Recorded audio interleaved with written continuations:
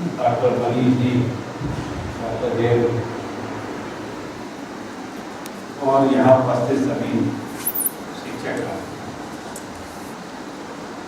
आज 14 सितंबर है और जैसा गुरुमती जी कह रहे थे कि 1949 में जो है संविधान सभा ने प्रस्ताव पारित किया और उसमें हिंदी को राष्ट्रभाषा बनाने का निर्णय लिया। आवाज ठीक आ रही है? सुनाई दे रहा है? उसके बाद 1953 में हिंदी दिवस के रूप में इसको मनाने का निर्णय भारत सरकार ने लिया। तो तब से हम लोग मनाते आ रहे हैं। उससे पहले महात्मा गांधी जो है बहुत 1918 में महात्मा गांधी ने कहा था कि हिंदी जो है वो राष्ट्रभाषा होना चाहिए। एक लंबी यात्रा है और यदि हम हिंदी को देखते हैं तो ये समझ में आता है कि हिंदी ही एकमात्र ऐसी भाषा है जो आज़ादी के बाद से लगातार फैल रही है। उसमें हिंदी माध्यमों की भी भूमिका और हिंदी का बाजार में एक बड़ा कारण है। बाकी भाषाओं की तुलना में हिंदी में वो सामर्थ्य दिखता है कि विश्व भाषा बन सकती है। ऐसा सामर्थ्य जो है हमको देखने को मिलता है। हम लोग दिवस के रूप में इसको मनाते हैं, इसका मतलब ये नहीं है कि हिंदी जो है वो बहुत कमजोर भाषा है, लेकिन इसके साथ कुछ कमजोरियां भी हैं हिंदी की, और वो कमजोरियां हैं इसकी अर्थवत्ता का ह्रास होना। हिंदी में जिन शब्दों का उपयोग किया जाता है वो ज्यादातर शब्द तत्सम शब्द हैं जो संस्कृत से आए हैं, और इसके बाद कुछ तद्भव शब्द हैं, कुछ विदेशी शब्द भी हैं, कुछ देशज शब्द हैं जो बोलियों के शब्द हैं। सबसे समृद्ध होती हिंदी का जो शब्दकोश है वो काफी बृहद और समृद्ध है, लेकिन शब्दों के साथ जो अर्थवत्ता होती है उसका अभाव देखने को मिलता है, और यही हिंदी की कमजोरी भी है। और मुझे लगता है कि भारत सरकार ने इसको पहचान लिया था और इसीलिए भारत सरकार ने हिंदी को प्रोत्साहित करने के लिए और उसकी अर्थवत्ता को सुनिश्चित करने के लिए काम किया, और अभी और काम होने वाला है। शायद आपको पता होगा कि माननीय प्रधानमंत्री नरेंद्र मोदी जी के नेतृत्व में एक राष्ट्रीय अनुवाद मिशन की स्थापना हुई है। उसमें प्रारंभिक रूप से 500 करोड़ का बजट रखा है, और जितना भी कंटेंट है इंग्लिश में तो सबको ट्रांसलेट करके उसको गूगल जैसा एक वेबसाइट डेवलप करने की बात है, ताकि हिंदी जो है उसका प्रचार प्रसार वैश्विक स्तर पर ग्लोबल लेवल पर हो सके। उस मिशन पे काम शुरू हो गया है। उसका पायलट प्रोजेक्ट जो है वो मध्य प्रदेश उसके लिए चुना गया है। आगे जाके शायद हमको देखने को मिलेगा, और आप सब लोगों की उसमें भूमिका भी देखी जाएगी कि आप लोग किस तरीके से हिंदी को की जो आपके कोर्स कंटेंट है उसको आप कैसे अनुवाद करके जो है उस आयोग को देते हैं, ताकि वो एक पोर्टल के माध्यम से उसका ग्लोबलाइजेशन हो सके, वैश्विक स्तर पर हिंदी को प्रतिष्ठित किया जा सके। ये तो एक पृष्ठभूमि हुई, लेकिन जो मूल बात है वो भारतीय संस्कृति का गौरव, और क्योंकि हम लोग सब हिंदी भाषी क्षेत्र के हैं, माननीय गुरुमती जी भी शायद हिंदी भाषी क्षेत्र के हैं, शायद मराठी है, लेकिन जन्म शायद यहीं कहीं हुआ होगा आपका, है ना?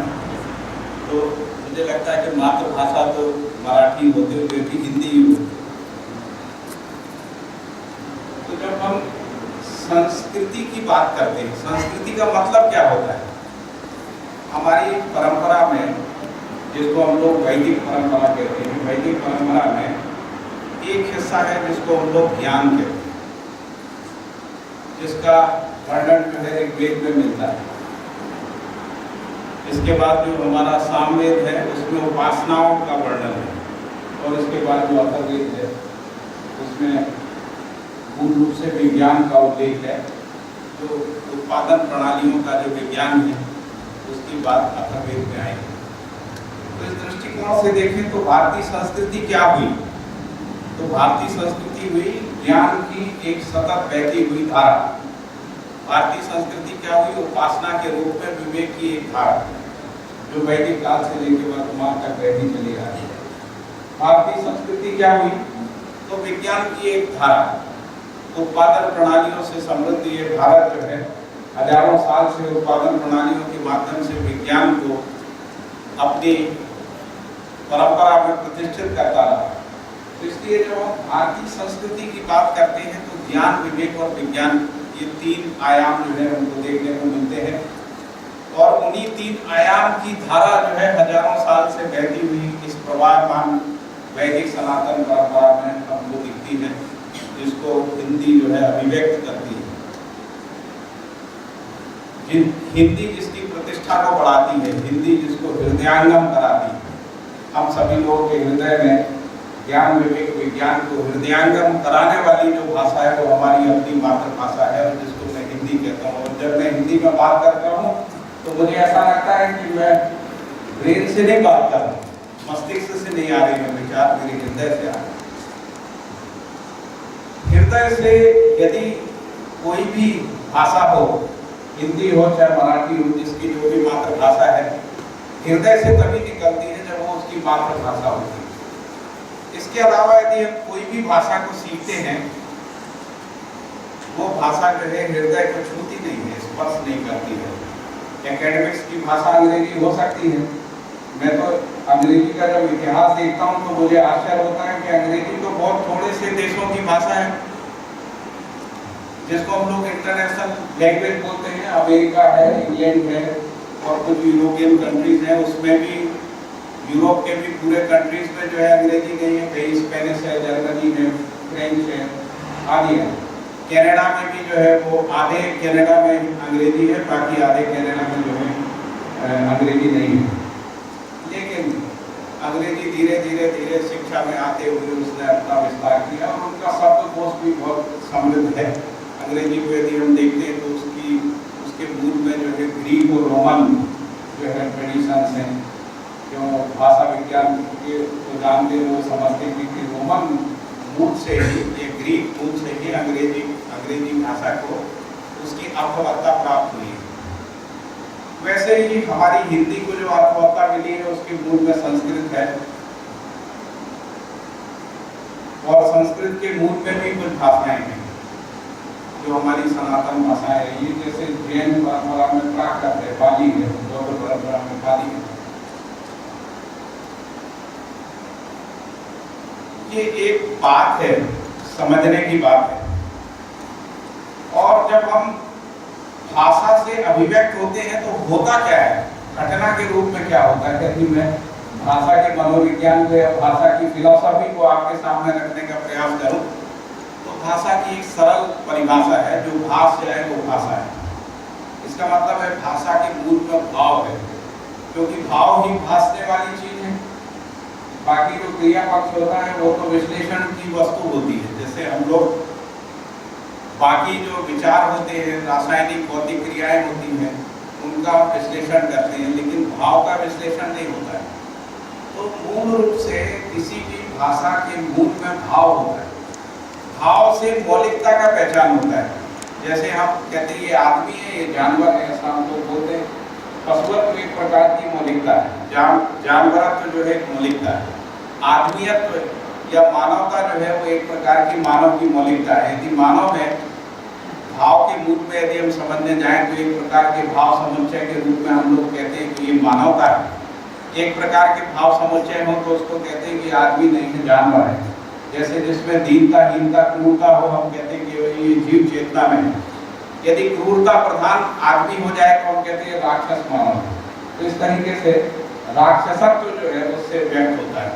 तो मौलिकता भाषा के मूल में भाव है, भाव के मूल में मौलिकता है, मौलिकता के मूल में दर्शन होता है, क्योंकि दर्शन के बिना आप मौलिकता की पहचान नहीं कर सकते। जैसे भौतिकवादी विचार के रूप में जो भी भौतिकवाद की मौलिकता को डायलेक्टिक मटेरियलिज्म के रूप में कार्ल मार्क्स ने पहचानने का प्रयास किया, वो उनकी एक फिलॉसफिकल उनकी दृष्टि है, दार्शनिक दृष्टि है। जिस दार्शनिक दृष्टि से मार्क्स ने अस्तित्व के कॉन्फ्लिक्ट को देखने का प्रयास किया, जिसको हम लोग कहते हैं भौतिकवादी दर्शन, भौतिकवादी विचार, उसी से मौलिकता को पहचाना होगा। उसी प्रकार से भारतीय संस्कृति की जो मौलिकता है, जो हम सनातन परंपरा की मौलिकता की जिसको हम बात कर रहे हैं, वो मौलिकता क्या है? तो वो ज्ञान विवेक विज्ञान की सतत बहती हुई प्रवाहमान धारा है, जो आदमी को आदमी बनाती है, इंसानियत को पहले स्थापित करती है, फिर इंसान में देवत्व को स्थापित करती है और देवताओं के अंदर दिव्यत्व को स्थापित करती है। इस तरीके से भारतीय संस्कृति की जो सनातन धारा है उसको हम लोग मौलिकता के रूप में और मौलिकता के रूप में जो दर्शन परंपराएं हैं, भारतीय जो दर्शन परंपराएं हैं, जिसमें षट दर्शन जो है बहुत महत्वपूर्ण माने गए हैं, जिसमें न्याय है, वैशेषिक है, सांख्य है, योग है, मीमांसा है, उत्तर मीमांसा, तंत्र है, ज्योतिष है, गणित है। इस तरीके से षट दर्शन के अलावा 4 उपदर्शन भी हैं।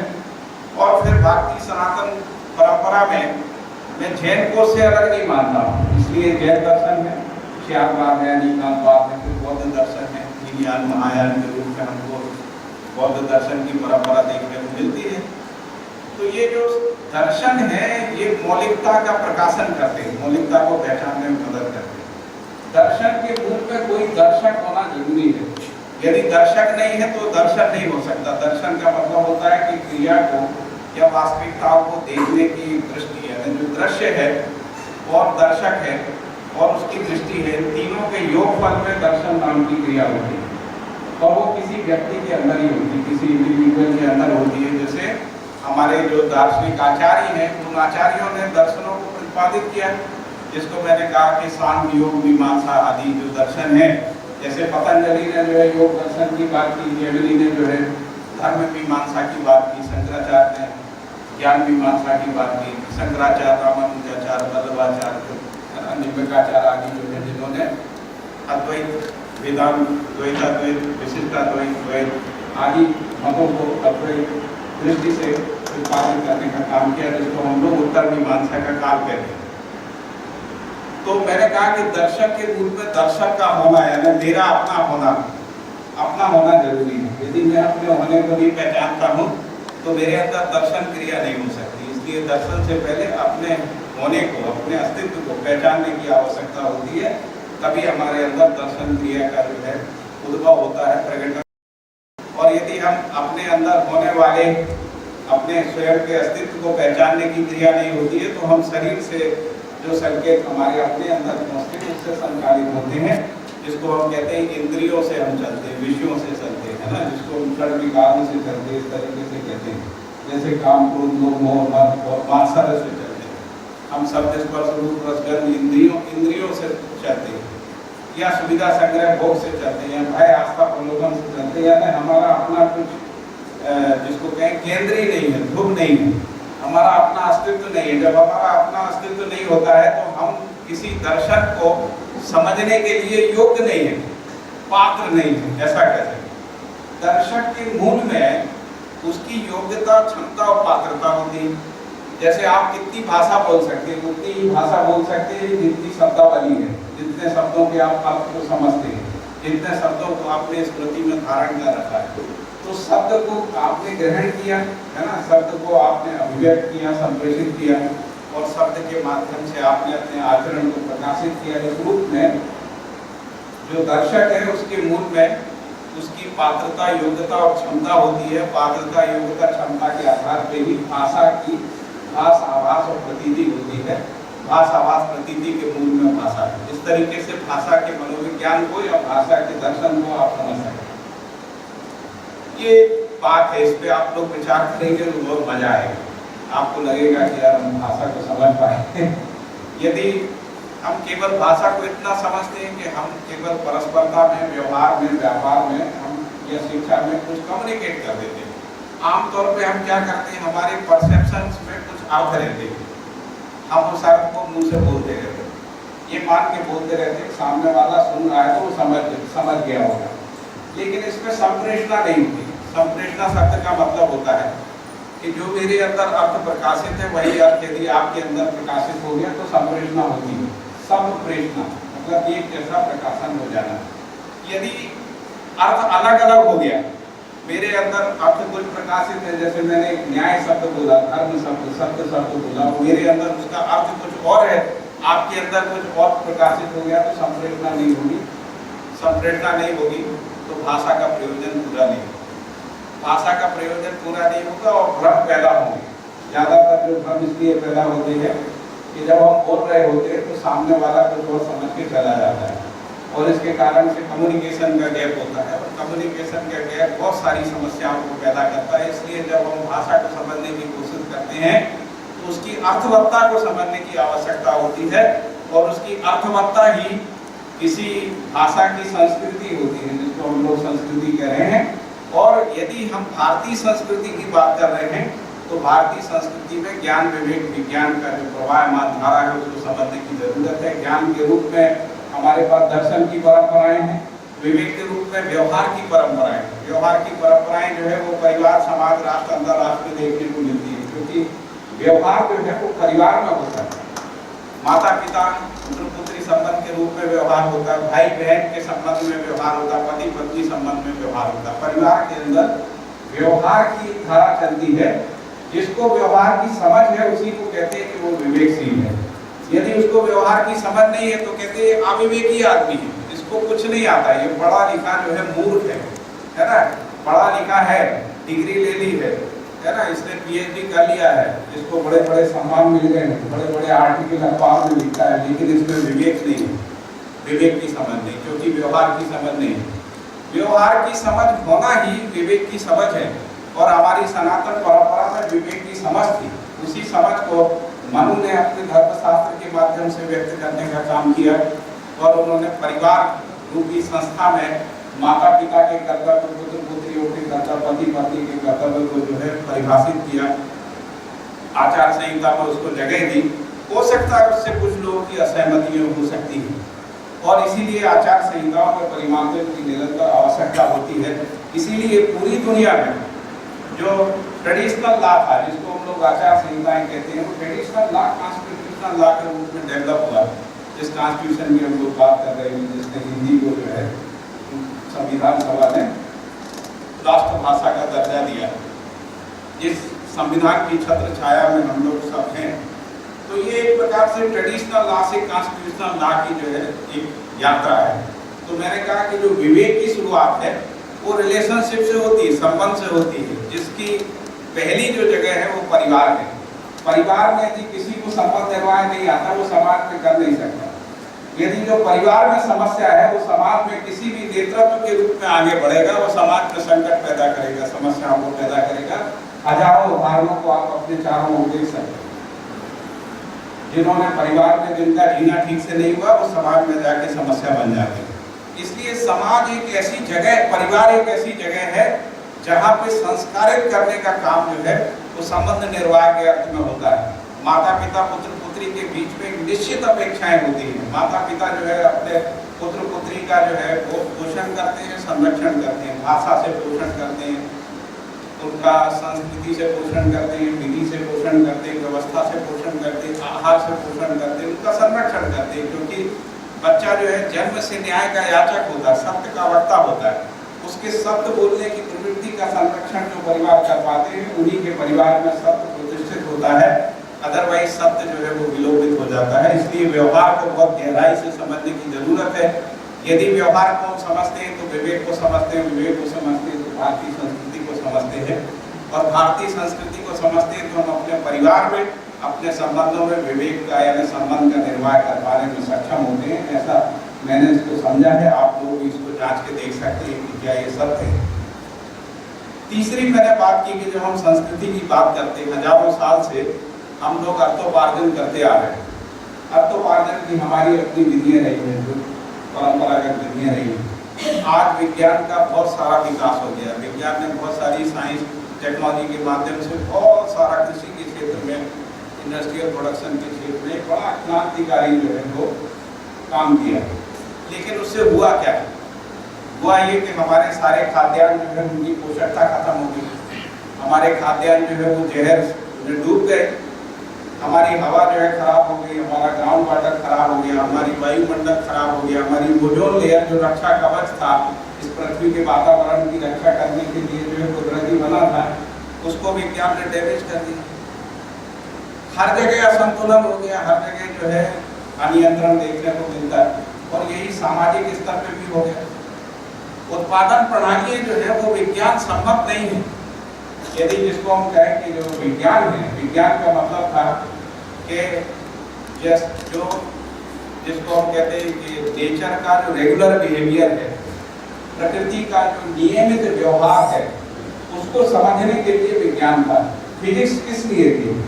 Regular behaviour of the atom, regular behaviour of the physical phenomena, उसको समझने के लिए फिजिक्स थी। केमिस्ट्री भी इसी तरीके से, जूलॉजी बॉटनी भी उसी तरीके से, ताकि हम जीव संसार का, वनस्पति संसार का रेगुलर बिहेवियर समझ सकें, निश्चित आचरण को हम पहचान सकें। विज्ञान ने कोशिश की, लेकिन पता नहीं किस प्रकार से दिग्भ्रमित हुआ विज्ञान कि हम नेचर के रेगुलर बिहेवियर को, यानी नियमित आचरण को, निश्चित आचरण को ना पहचान के हमने ऐसा सोच लिया कि विज्ञान के ऊपर विजय पाना जो है वो मानव का सबसे बड़ी महत्वाकांक्षा है, और हम विज्ञान के माध्यम से धरती को विजय पाने की दौड़ में चले गए और हमने धरती को तबाह कर दिया। आज हमारी पृथ्वी जो है वो बुखारग्रस्त है, उसको बुखार चढ़ा हुआ है ग्लोबल वार्मिंग के रूप में, है ना।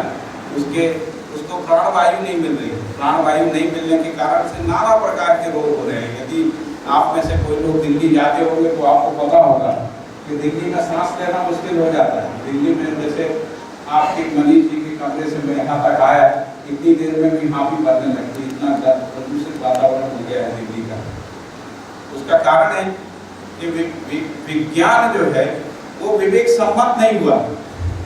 विज्ञान जो है वो विवेक सम्मत नहीं होने के कारण से विज्ञान दिशा भटक गया, और दिशा भटकने के कारण वो विनाश के कगार पर पहुंच गया कि पूरी मानव जाति विनाश के कगार पर पहुंच गई। ऐसा मैं नहीं कह रहा हूँ, मेरे अलावा ढेरों जो नोबल लॉरिएट है वो कह रहे हैं। संयुक्त राष्ट्र संघ की सभाओं के मिनट्स आप उठा के देख लीजिए, हर सभा में इस बात की चिंता की जा रही है। क्लाइमेट चेंज हो गया। क्लाइमेट चेंज होने का हम लोग बहुत सारा भोग रहे। जहाँ पे ठंडी होती थी वहाँ पे गर्मी पड़ने लगी, जहाँ बारिश नहीं होती थी अपने राजस्थान में वहाँ बारिश होने लगी, क्योंकि हमने प्रकृति के साथ तालमेल को सीखा नहीं, प्राकृतिक नियमों के साथ जीने को हमने सुनिश्चित नहीं किया। यानी विज्ञान की समझ शून्य। विज्ञान की क्या समझ है? हम तो एक प्रकार से ऐसा विज्ञान पैदा कर रहे हैं जो भस्मासुर है। मतलब यदि हम विज्ञान की इसी गति को आगे बढ़ाते हैं तो शायद ना परिवार बचेगा, ना समाज बचेगा, ना प्रकृति बचेगी, ना इकोलॉजी बचेगी। जीव संसार में भी हम ना जाने कितने सारे जीव संसारों को जो है नष्ट कर चुके हैं। इसका मतलब है कि जो विज्ञान है वो हमारे जीने को समुन्नत करने के लिए था, विकसित करने के लिए था, है ना। वो हमारे पोषण के अर्थ में था, हमारी परंपराओं के संरक्षण के अर्थ में विज्ञान को पहचानना चाहिए था, जो नहीं हुआ काम। और इसीलिए हम कहते हैं कि हमारी सनातन परंपरा जो है वो इस प्रकार के विज्ञान के पक्षधर नहीं है।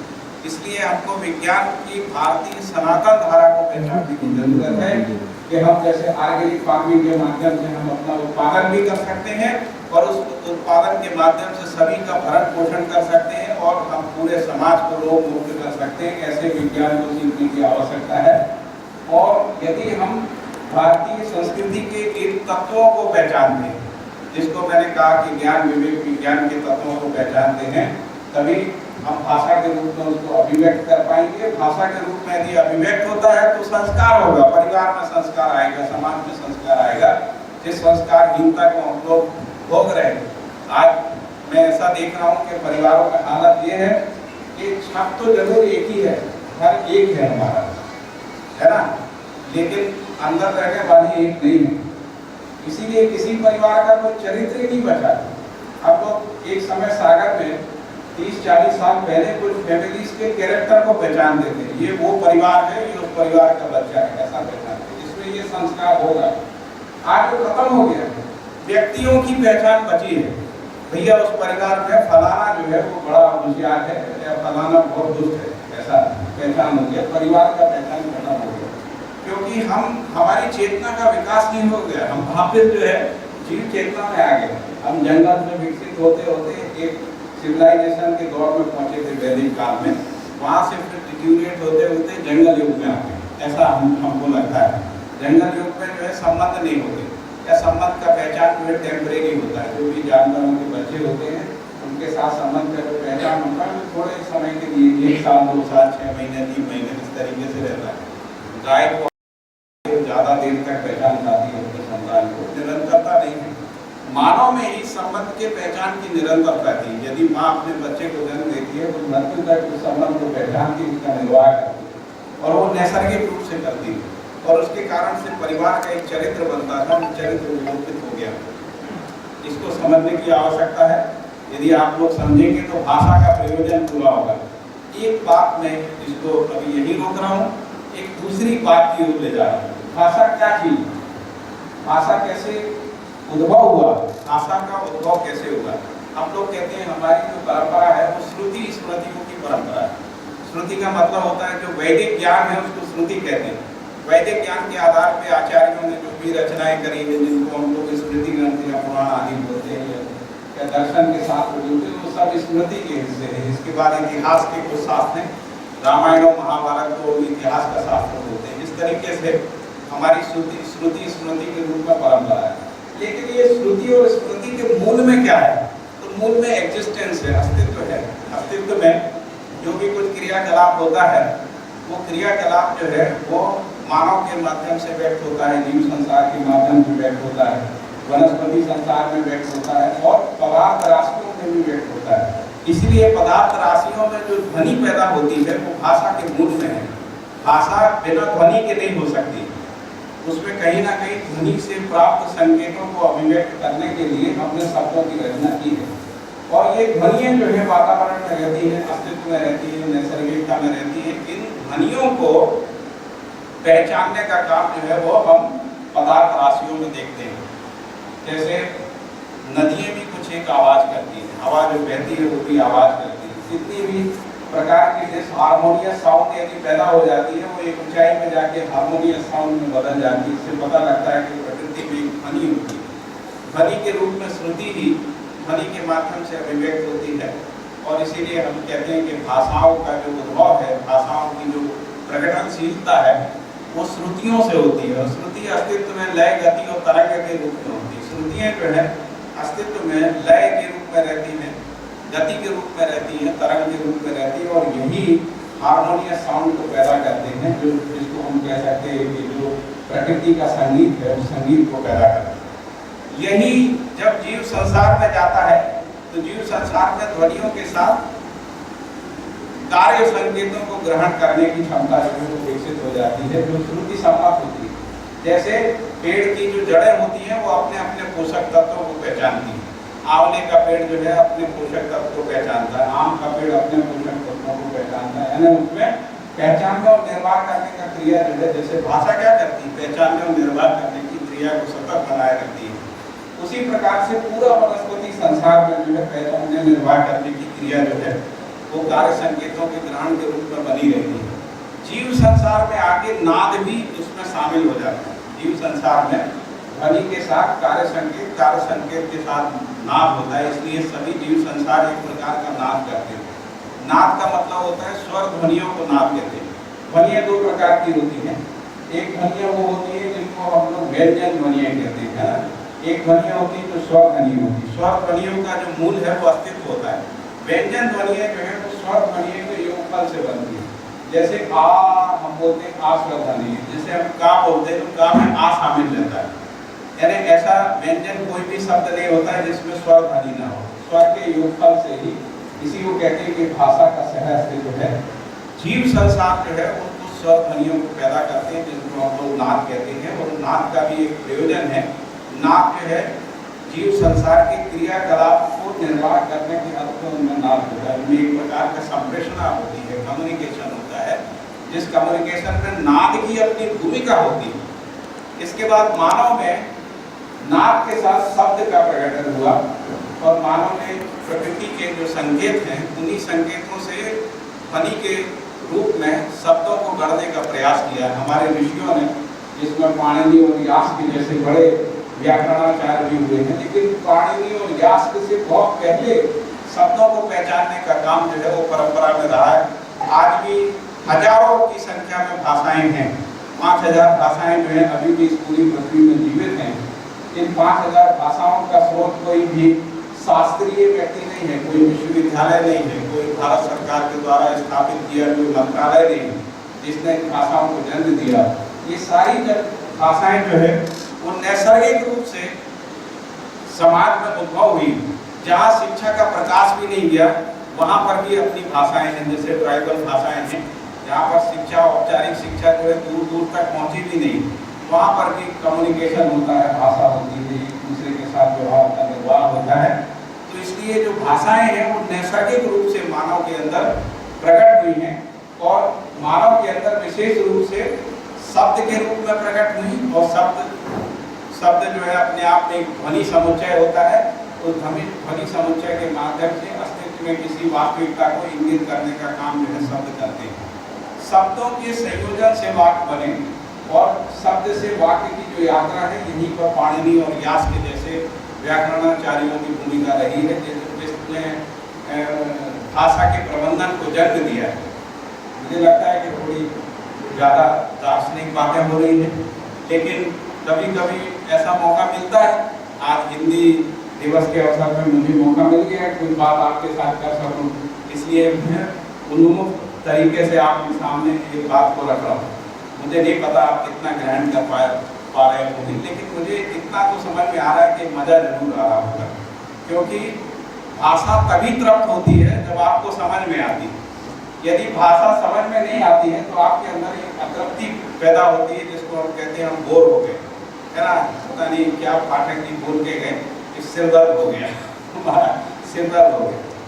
तो मेरा ये कहना है कि जो मैं आपके सामने एक ओवरव्यू रख रहा हूँ, ये ओवरव्यू आपको चिंतन के लिए शायद अनेकों वर्षों तक के चिंतन के लिए एक अवकाश को पैदा करेगा। आप जब भी आपको विचार आएगा तो मेरी बात याद आएगी, है ना। तो मैंने कहा कि शब्द से भाषा बनी, है ना, भाषा से साहित्य बना। और साहित्य का प्रयोजन क्या है, साहित्य क्यों बना? साहित्य का